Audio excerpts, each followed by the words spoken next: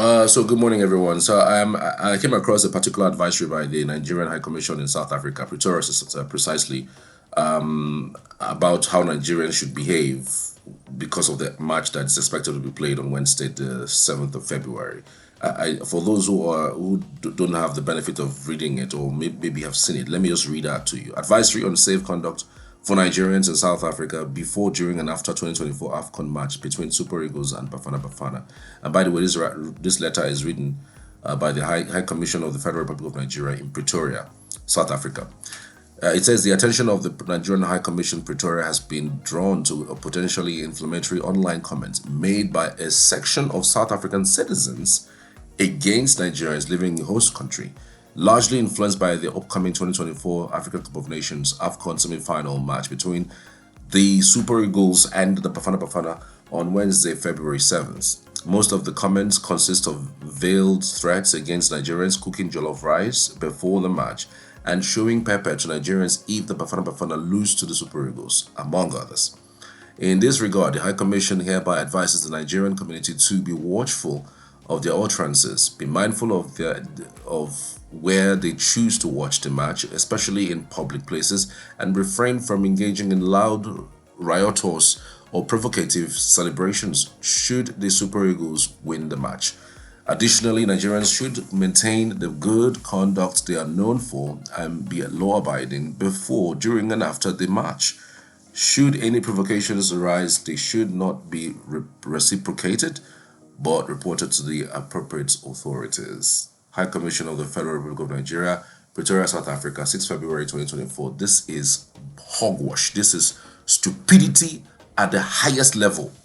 This is nonsense, especially this number 4 part, that during and after the match, should there be any provocations that may arise from Nigeria winning South Africa, that they should not reciprocate, that they in fact report to you authorities. Clap for yourself. In the Nigerian constitution as well as the South African constitution, it is 100% accepted to defend yourself, especially when you are faced with death situations. In both constitutions, at least I've checked that. So there's nobody that will want to try to intimidate, to beat people, to beat Nigerians because they played soccer. Take a look at it this way. South Africa beats Morocco, number 1 in Africa. You beat Morocco. Nobody did anything. Morocco did not go back to Marrakesh to stone your South Africans who are there, to beat up your high commissioner who is resident there, or to burn your high commission building that is in the capital. You also beat Cape Verde, that you knocked out with penalties. You didn't hear them say, you know what, if now that you've beaten us, we are going home to make sure that we make your people suffer. None of them do that. And for crying out loud, it's a fucking game. It's football. And banter is part of it. Throwing tantrums, throwing jabs is part of the game, for crying out loud. So which one is this? This statement is stupid. In fact, this statement should have been, in the event that anything happened to any Nigerian anywhere in South Africa, that it will be met with, commensurate consequences. That is what I should expect, not telling me, because what you have just done is by selling out Nigerians. You are telling South Africans who are probably looking to engage in these kinds of things to do it, since they are going to report to the authorities, which is also South African. I mean, that is what you have just done. So please, whoever that, in fact, it's even better you didn't even write something like this than write something like this and put people's life in danger. It is dangerous to have even put up this kind of thing. But by telling them that if there's any provocation, if for instance Nigeria wins that match, because I don't see how South Africa will win Nigeria in that match. I don't see how, except the buy over the officials. I don't see how. Yes, it's 11-11, but for crying out loud, look at the games that we have played. Look at the people we have knocked out. and coming to semi-finals. I don't see how South Africa would beat Nigeria. Look at the head-to-head. Look at the previous games. Even aside this particular South African, this particular Ivorian competition. Look at the AFCONs from previous years, and even look at friendlies that we've played with South Africa in previous years. For crying out loud, Nigeria has always triumphed.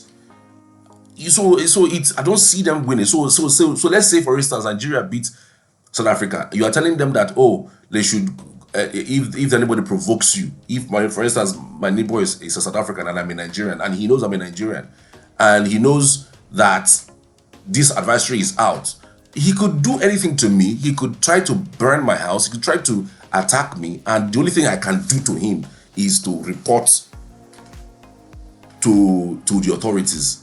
My dear, if you are a Nigerian listening and watching this as a Nigerian living in South Africa, the South African Constitution allows you to defend yourself wherever you are. Same thing as the Nigerian Constitution. So the Constitution of South Africa cannot tell the foreigners living in their country not to defend themselves and then tell South Africans to go on and attack people, because that is what this statement is saying. Don't be scared.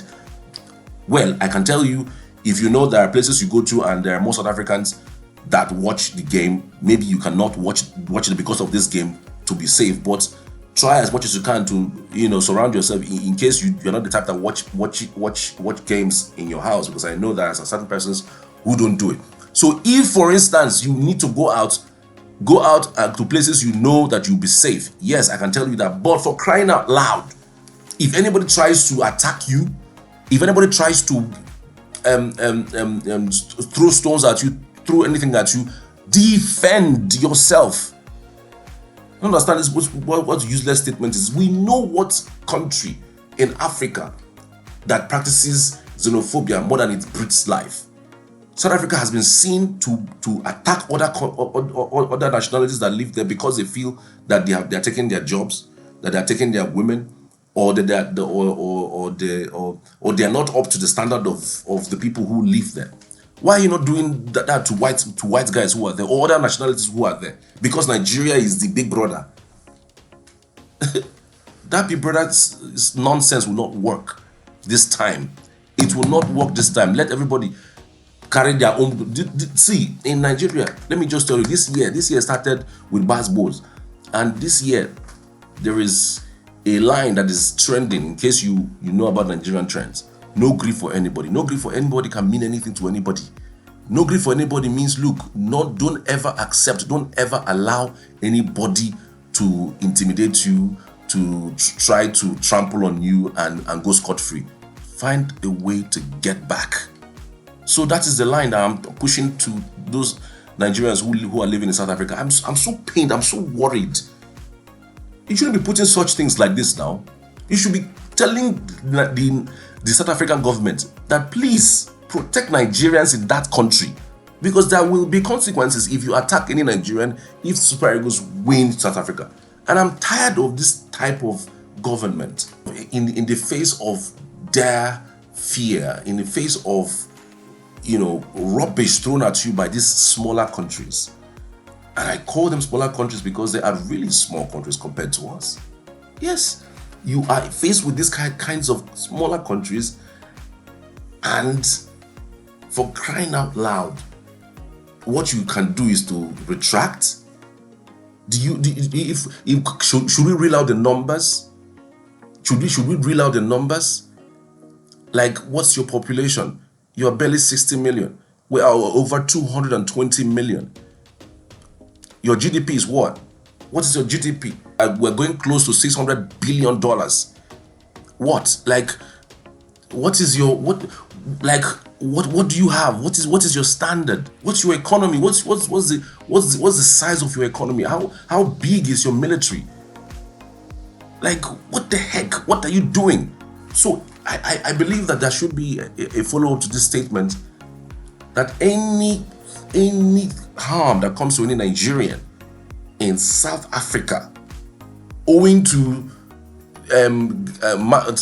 Super Eagles beating them in Ivory Coast, because that's what's going to happen. Owing to that, if anything happens to a Nigerian, it will be met with measurable consequences. What kind of nonsense is this?